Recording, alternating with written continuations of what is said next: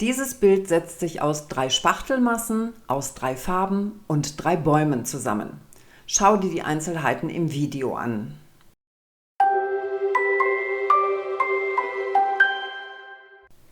Wie diese 3 Spachtelmassen entstanden sind, kannst du in meinem vorherigen Video sehen. In diesem Video geht es nun um die farbliche Ausgestaltung. Und die startet mit einer schwarzen Leinwand, die ich einfach einmal mit schwarzer Acrylfarbe durchgestrichen habe, trocknen lassen, und nun kann die farbige Gestaltung losgehen.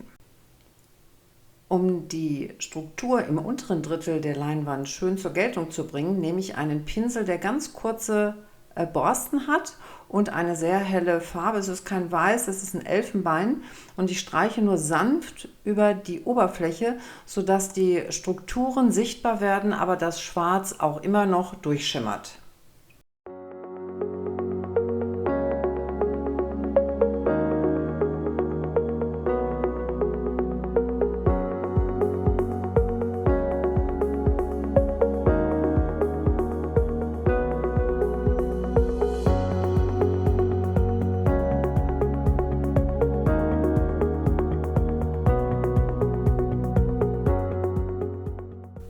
Und in diesem Bereich werden auch die Ränder hell gefärbt.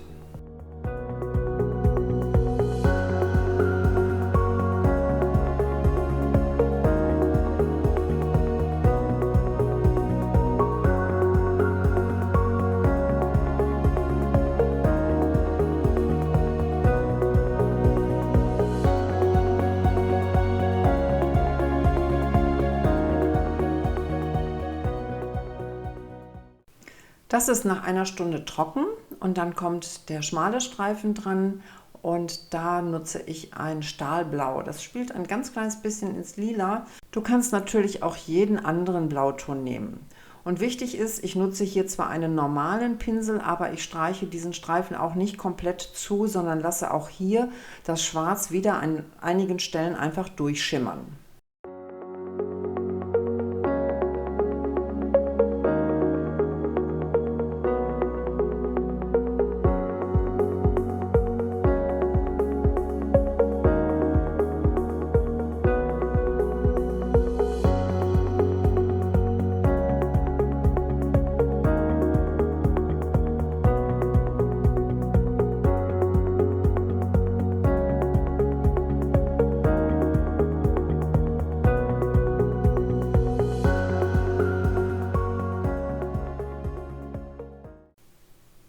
Für den dritten Bereich nehme ich jetzt ein Goldocker als Farbe unverdünnt und einen fast trockenen Schwamm und streiche das jetzt auf die Spachtelmasse auf. Dadurch bleibt auch wieder ganz viel von dem Schwarz sichtbar, aber es werden nicht alle Bereiche eingefärbt. In der Mitte bleibt doch ein relativ dunkles Zentrum.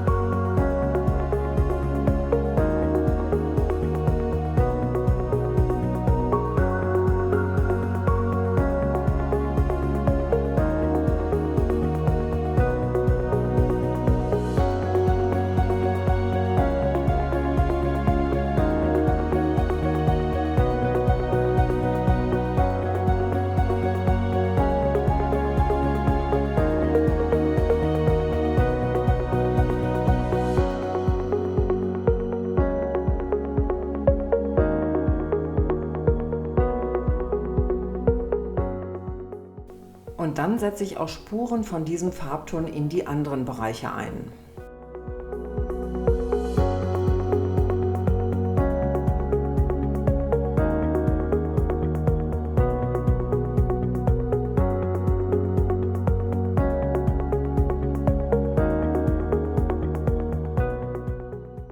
Und nach einer Stunde Trocknungszeit gehe ich noch einmal mit dem Schwamm drüber, um den Farbton etwas zu verstärken.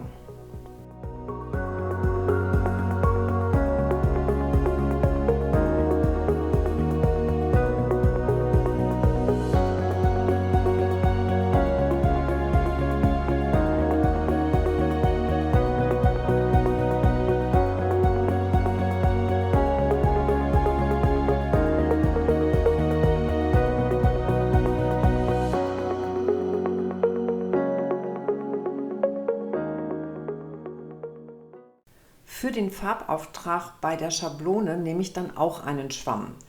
Möglichst trocken und auch die Farbe nicht verdünnt, sondern pastös.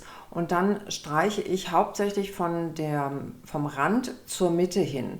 Das ist auch nicht ein Streichen, sondern es ist manchmal auch ein Abdrücken des Schwamms, weil diese Schablone etwas fragil ist. Also sie ist sehr viel ausgeschnitten und dadurch liegt sie nicht so plano wie andere Schablonen zum Beispiel.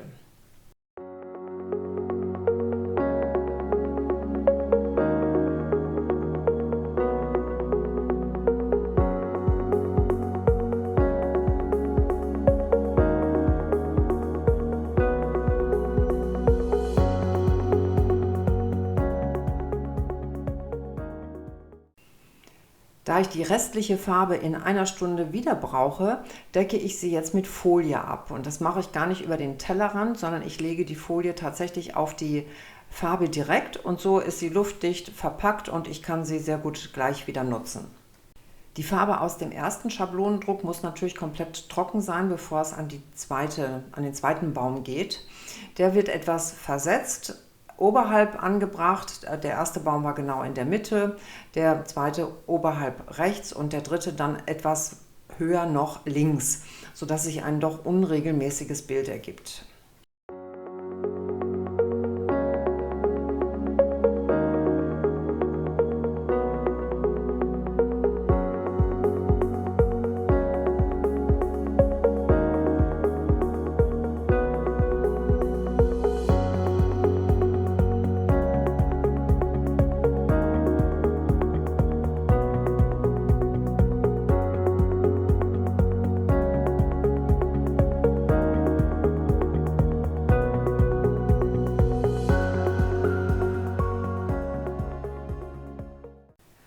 Zum Abschluss rühre ich jetzt eine dunkelblaue Farbe an mit dem Pigment Indigo und das gibt dem ganzen Bild dann nochmal enorm Tiefe. Ich gebe ein bisschen Pigment auf den Teller. Da braucht man wirklich nicht viel, weil das sehr, sehr intensiv ist. Dann wird etwas Wasser hinzugesetzt und das Pigment mit diesem Wasser vermischt. Das wird dann sehr einheitlich, das Pigment löst sich also ganz gut in dem Wasser. Und dann gebe ich Acryldispersion dazu, im gleichen Verhältnis wie vorher Pigment und Wasser schon auf dem Teller sind. Und das wird verrührt und das macht aus diesem Pigment dann letztendlich die Farbe, die dann auch endgültig auf dem Bild haftet. Diese Dispersion ist immer ein bisschen milchig-bläulich, sie schimmert ein bisschen merkwürdig, das geht aber im Trocknungsprozess komplett verloren und trocknet ganz glasklar auf, beziehungsweise die Farbe wird nicht beeinträchtigt. Und dann starte ich mit dem Farbauftrag und gebe jetzt erstmal im oberen Teil an dem Rand ein bisschen von diesem Blau rein. Das ist relativ verdünnt, der Pinsel war also nass und es kommt jetzt einfach mal ein bisschen Farbe hier hinein. Wichtig wird es gleich, dass das Ganze eingesprüht wird mit Wasser, die Farbe also weiter verdünnt wird, sie ist sehr intensiv und das Wasser sorgt gleichzeitig dafür, dass die Farbe in die Vertiefungen läuft und somit nochmal diese Strukturmasse, die Strukturen, die da drunter sind, viel besser zur Geltung bringt. Und jetzt beginnt ein Spiel, dass immer wieder Farbe ein bisschen verteilt wird. Ich nehme jetzt auch einen anderen Pinsel, das ist ein Aquarellpinsel, der also mehr Feuchtigkeit hält und gleichzeitig auch wieder ein bisschen Farbe weggenommen wird, um einfach zu schauen, wie viel braucht das Bild an der Stelle. Und ich bleibe auch nicht in diesem oberen Teil, sondern weite das dann auch in die beiden anderen Bereiche nach unten aus, sodass das Bild durch dieses Blau insgesamt nochmal betont wird, aber auch die einzelnen Bereiche nochmal zusammenwachsen.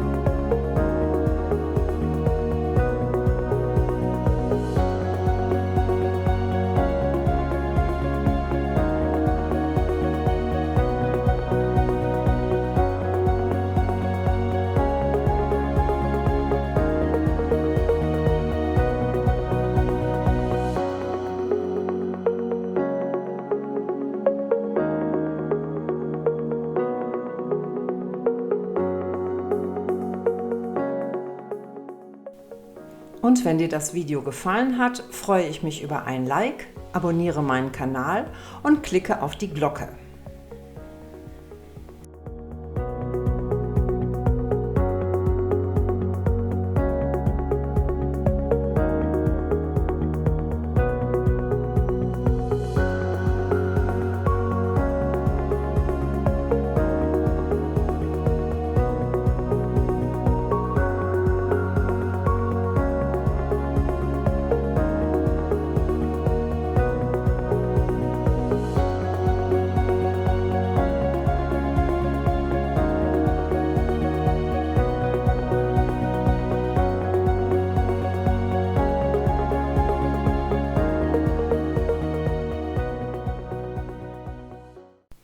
Nach einem Tag ist diese Farbschicht trocken und du kannst dein Bild lackieren. Ich mache das hier mit einem Mattlack, weil ich finde, dass das zu diesem etwas rustikalen Aussehen sehr, sehr gut passt.